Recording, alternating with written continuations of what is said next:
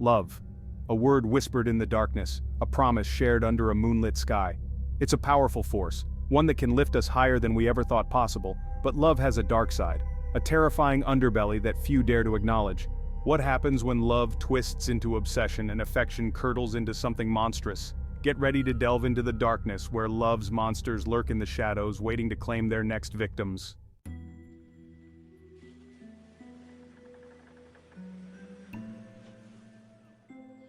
The stories you are about to hear are not for the faint of heart. They are tales of obsession, betrayal, and the terrifying depths of human depravity. Imagine a love so intense, so possessive that it suffocates. A love that demands every ounce of your being, leaving you drained and broken. Picture a relationship where trust is a cruel illusion, and the person you thought you knew becomes a stranger. These stories are a chilling reminder that evil can lurk in the most unexpected places, disguised as love and devotion. Prepare yourself, dear listener, for you are about to enter a world where love is a curse, and every heartbeat brings you closer to terror.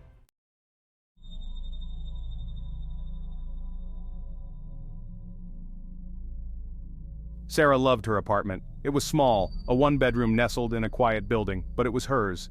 The walls held the scent of her favorite candles, the bookshelves overflowed with well-worn paperbacks, and the soft glow of fairy lights cast a comforting warmth over everything. It was her sanctuary, a place where she could shut out the noise of the world and simply exist. Lately, though, something had changed. A subtle shift in the atmosphere, a prickling at the back of her neck. Things weren't where she left them. A book misplaced, a window left slightly ajar, the faint scent of cologne lingering in the air. She dismissed it at first, blaming her hectic schedule, the long hours at work blurring her memory. One night she woke with a gasp. The only light came from the street lamp outside, casting long, distorted shadows across her bedroom wall. Her heart pounded against her ribs, a frantic rhythm in the silence. She could feel it in her gut, a primal instinct screaming at her to run.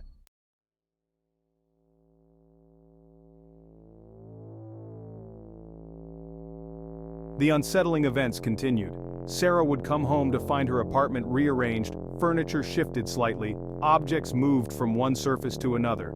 She started checking the locks obsessively, twice on the deadbolt, a chair wedged under the doorknob at night. Sleep offered little comfort, her dreams plagued by shadowy figures and the feeling of being watched. She confided in her friend Megan over coffee one Saturday morning. Megan, a practical soul with a no-nonsense attitude, listened patiently as Sarah recounted the strange occurrences. "Maybe you're just stressed," Megan suggested, but deep down Sarah knew it was more than stress. This wasn't just forgetfulness or an overactive imagination. Someone was inside her apartment. Desperate for answers, Sarah agreed to install security cameras. Maybe now, she could finally find some answers.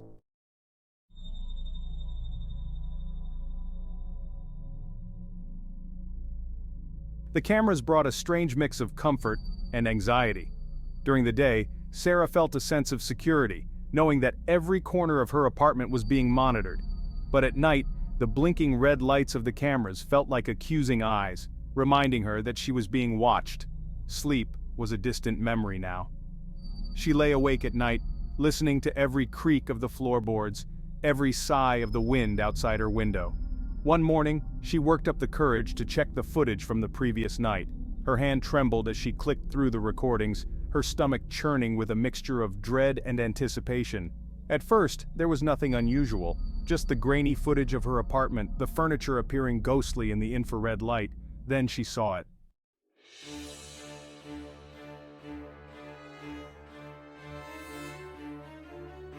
The footage sent a wave of nausea through Sarah. It was real. Her worst fears had been confirmed. Someone had been inside her apartment, watching her as she slept. She called Megan, her voice shaking, the words tumbling out in a torrent of fear and panic. Megan arrived within minutes, her face pale with concern. They huddled together on the couch, replaying the footage over and over again. The police were called, their voices a reassuring presence in the face of the unknown.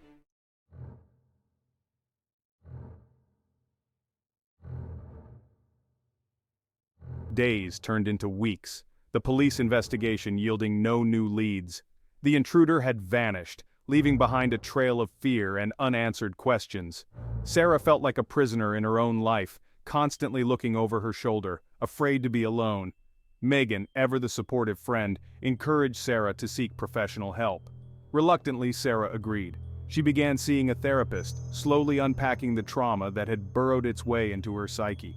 The therapist listened patiently, offering words of comfort and guidance. With the therapist's encouragement, Sarah began to reclaim her life. She enrolled in a self-defense class, the physicality of it a welcome release for her pent-up anxiety. The fear never fully went away, but it no longer controlled her. She would reclaim her peace, one cautious step at a time.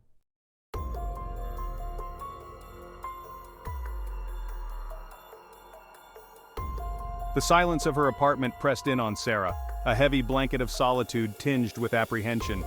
Trying to regain a semblance of normalcy, Sarah decided to tackle a task she'd been putting off, cleaning out her cluttered bedroom closet. As she shifted boxes and shuffled through forgotten clothes, a loose panel in the back of the closet caught her eye. Curiosity piqued. She pried at the panel, her fingers finding a hidden latch.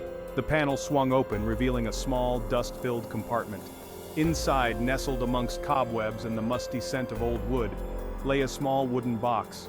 Her pulse quickened, a tremor of unease running through her. With hesitant fingers, Sarah lifted the box from its hiding place.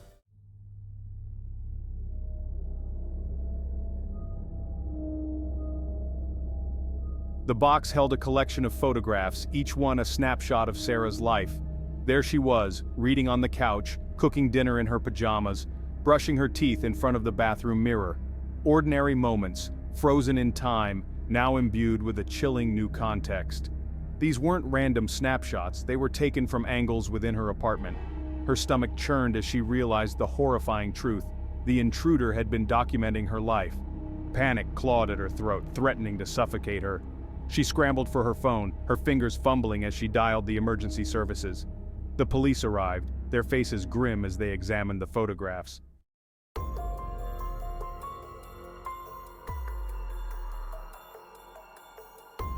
The discovery of the photographs sent shockwaves through the investigation. The police were now dealing with more than just a trespasser. This was a stalker, someone with a clear fixation on Sarah. Seeking solace and a semblance of control, Sarah sought out a support group for victims of stalking. The first meeting was a mix of trepidation and relief. Amongst the group, Sarah found strength in numbers. She learned coping mechanisms, shared anxieties, and drew comfort from the knowledge that she wasn't alone. The group became her anchor in a sea of uncertainty.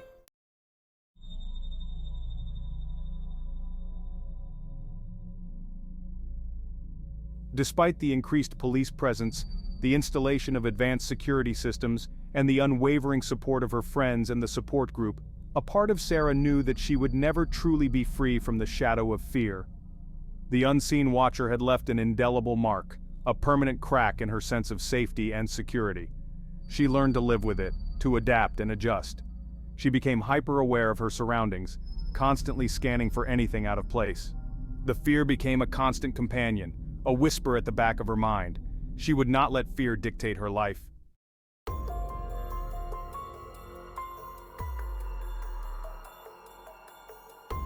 One evening, while walking home from a particularly grueling day at work, Sarah noticed a man standing across the street, his gaze fixed intently on her. Her heart stuttered in her chest, a familiar surge of adrenaline flooding her system. She couldn't shake the feeling that she'd seen him before. She quickened her pace, her hand instinctively clutching the pepper spray in her bag. Reaching the relative safety of a well-lit coffee shop, Sarah ducked inside, her pulse still hammering against her ribs. She called Megan, her voice trembling as she recounted the encounter.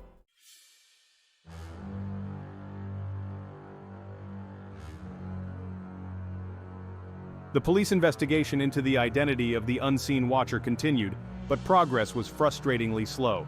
They followed every lead, interviewed every tenant in Sarah's building, and scoured hours of security footage from nearby businesses. But the stalker remained an enigma.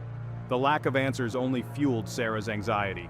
Her therapist encouraged her to focus on what she could control. She couldn't change the past, but she could choose how she responded to it. She could choose to live in fear, or she could choose to fight back.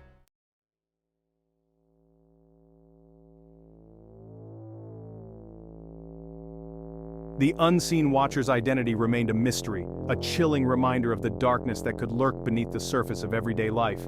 The experience had left its mark on Sarah, etching scars onto her psyche that time might heal but never fully erase.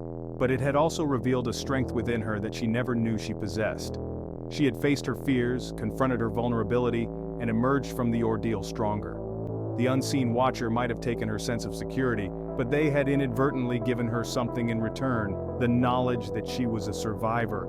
She was capable of overcoming even the most daunting of challenges.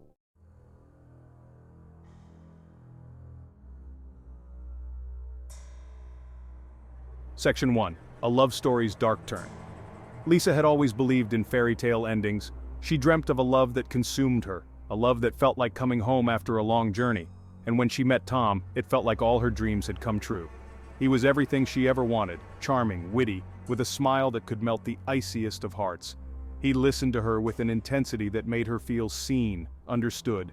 He showered her with affection, his touch a brand that marked her as his.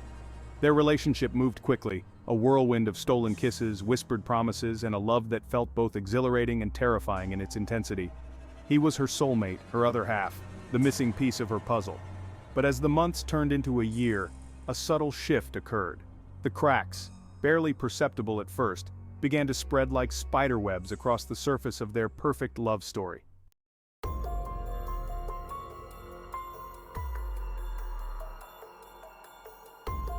Section 2.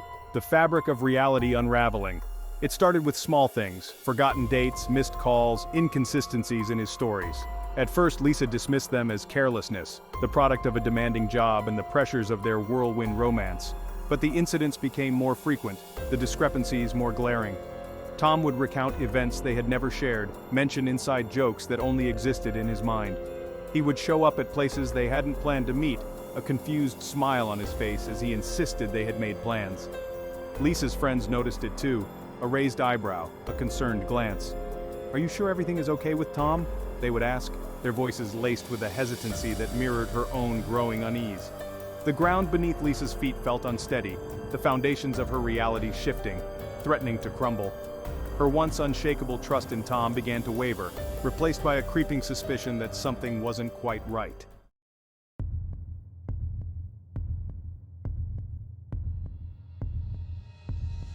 One evening, as Lisa prepared dinner, her phone rang.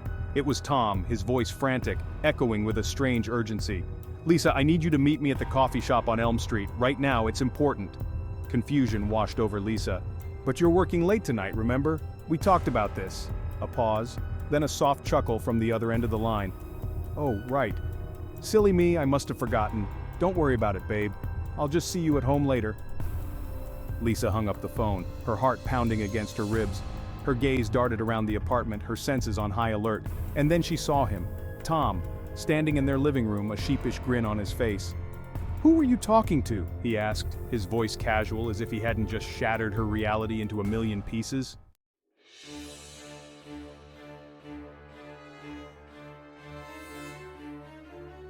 Lisa's mind struggled to process the impossible. How could Tom be in two places at once? Was she going crazy? Had the stress of their relationship finally pushed her over the edge? She decided to confront him, her voice trembling with a potent mix of fear and anger. How is this possible? I just got off the phone with you. You were supposed to be at work." Tom's face contorted into a mask of mock concern. "Lisa, what are you talking about? Are you feeling all right? You've been acting strange lately." His denial, so convincing, so perfectly crafted, only fueled Lisa's rage. She knew what she had seen, what she had heard. She wasn't imagining things. But if Tom wasn't at work, then who was the person she had spoken to? Driven by a desperate need for answers, Lisa decided to dig deeper. She started paying closer attention to Tom's habits, his mannerisms, the subtle inflections in his voice. And the more she observed, the more convinced she became that something was terribly, terribly wrong.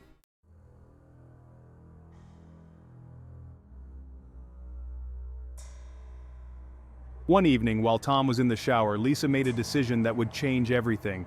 She opened his bedside drawer, her heart pounding with a mixture of guilt and dread. Amongst the neatly folded clothes and forgotten trinkets, she found a small leather-bound notebook. The pages were filled with cryptic notes, dates, and locations, all written in a handwriting that was both familiar and strangely alien. As she flipped through the pages, her eyes fell upon a photograph tucked between the leaves. It showed Tom, his arm draped around a woman Lisa had never seen before, but it was the other figure in the photo that sent chills down her spine. a man who looked exactly like Tom, identical in every way, down to the mischievous glint in his eyes and the way his smile crinkled the corners of his mouth. It was like staring at a mirror image, a ghostly apparition captured in a moment of unsettling normalcy. The truth slammed into Lisa with the force of a physical blow. Tom had a twin brother, a twin he had kept hidden from her, a twin who was somehow involved in this elaborate web of lies and deceit.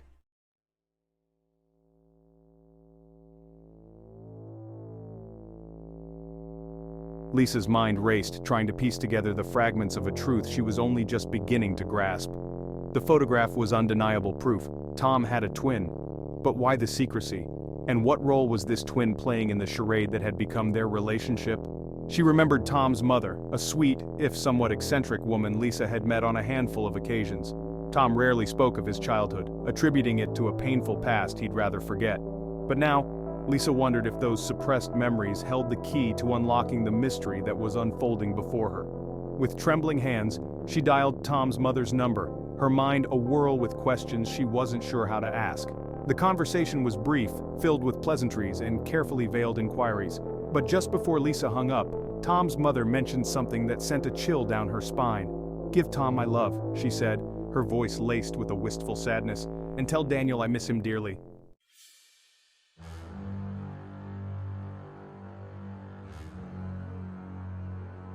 Daniel. The name echoed in Lisa's mind, a phantom whisper from a past she was only just beginning to uncover. Tom had never mentioned a brother, let alone a twin. Why the elaborate deception? What was he hiding? Determined to get to the bottom of it, Lisa decided to follow Tom. She waited until he left for his business meeting, his usual excuse for his increasingly frequent disappearances. Slipping out of the apartment, she hailed a cab, her heart pounding with a mixture of fear and adrenaline. Tom's cab led her to a desolate industrial area on the outskirts of town, a place of crumbling warehouses and shadowy alleyways. She watched from a distance as he entered a large, dilapidated building, its windows dark and foreboding. Cautiously, Lisa approached the warehouse, her senses on high alert. A sense of unease settled over her, a primal instinct warning her to turn back. But she couldn't. Not now, not when the truth, however disturbing, was within her grasp.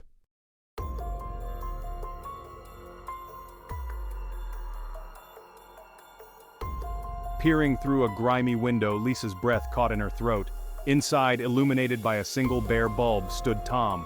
But beside him, his arm slung casually over the shoulder of another man, stood Tom again. It was like watching a scene from a horror movie, a surreal, disorienting experience that defied all logic and reason.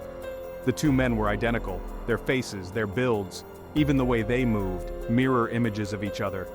Lisa watched in stunned silence as the two Toms argued, their voices low and urgent, their words indistinguishable through the thick glass.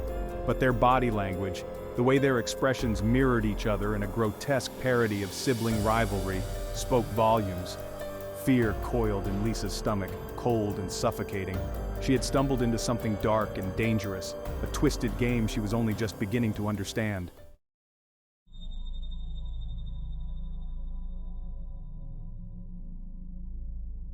Gathering her courage, Lisa pushed open the heavy warehouse door, its rusty hinges groaning in protest. The two Toms turned towards her, their faces etched with surprise, their expressions shifting from amusement to alarm as they registered her presence. Tom Lisa? The Tom she knew, the one she had loved, took a step towards her, his brow furrowed with concern. "Tom, what are you doing here?" But it was too late for explanations, too late for denials.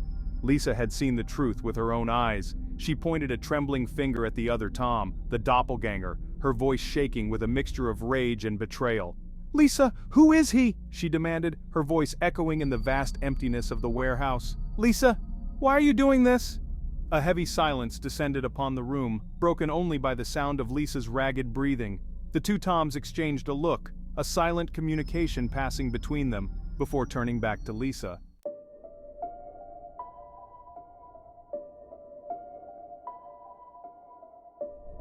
Section 5, Picking Up the Pieces. The truth, when it came, was more shocking, more devastating than Lisa could have ever imagined. Tom's twin, Daniel, hadn't disappeared all those years ago. He'd been living in the shadows, a phantom presence in his brother's life. Their parents, unable to cope with Daniel's increasingly erratic behavior, had made the heartbreaking decision to separate the twins, sending Daniel to live with a distant relative. Tom grew up believing his brother had vanished, a painful memory he'd buried deep within himself. But Daniel had never forgotten. And when the twins finally reunited as adults, a dangerous, twisted dynamic emerged. They began switching places, at first for harmless pranks, but soon the lines blurred, their identities becoming entangled in a web of deceit. Lisa, heartbroken and betrayed, walked away from both of them, her dreams of a fairy tale ending shattered into a million pieces. She moved, changed her number, erased every trace of Tom and Daniel from her life. The pain was a constant ache, a reminder of the love she'd lost and the trust that had been so cruelly broken.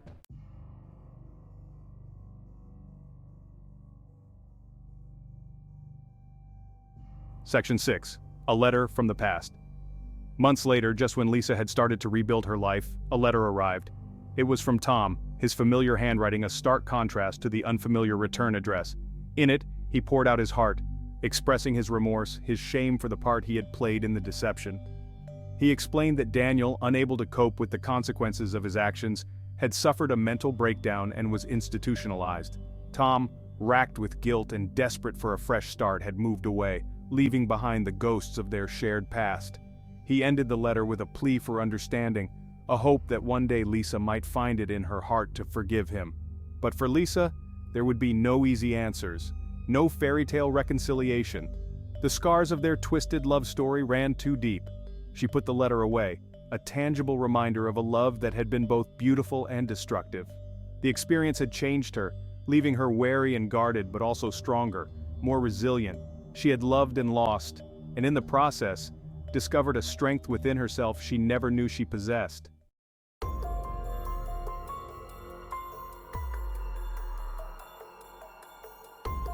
Section 1. Love and its monsters. Love, in its purest form, is a force of unparalleled beauty and power. It has the ability to heal, to inspire, to elevate us to heights we never thought possible.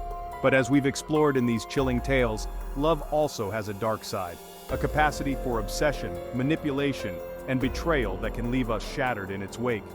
Sarah's story, a chilling reminder that even in the supposed safety of our own homes, we are vulnerable to the insidious creep of fear. The unseen watcher, a phantom presence lurking in the shadows, preying on her vulnerability, her need for security.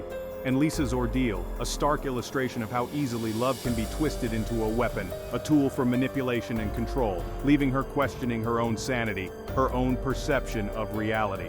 These stories, though fictional, tap into a very real and primal fear. The fear of the unknown, the fear of what lurks in the shadows, the fear of the people we love most turning against us. They serve as a chilling reminder that sometimes the greatest monsters are not the ones we imagine in our nightmares, but the ones who walk among us, disguised as lovers, friends, confidants.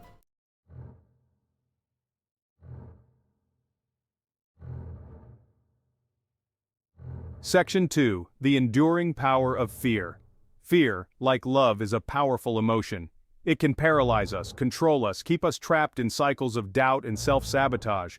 But fear can also be a catalyst for growth, a driving force that propels us forward, forcing us to confront our vulnerabilities and emerge stronger on the other side.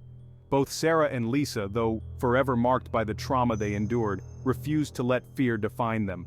They fought back, reclaiming their lives, their sense of agency, their belief in their own strength. They sought solace in friendship, in therapy, in the shared experiences of others who understood their pain. Their stories are a testament to the resilience of the human spirit, our ability to overcome even the most harrowing of experiences. They teach us that, while we may not always be able to control the events that unfold in our lives, we can choose how we respond to them. We can choose to cower in fear, or we can choose to rise above, to heal, to move forward with courage and determination.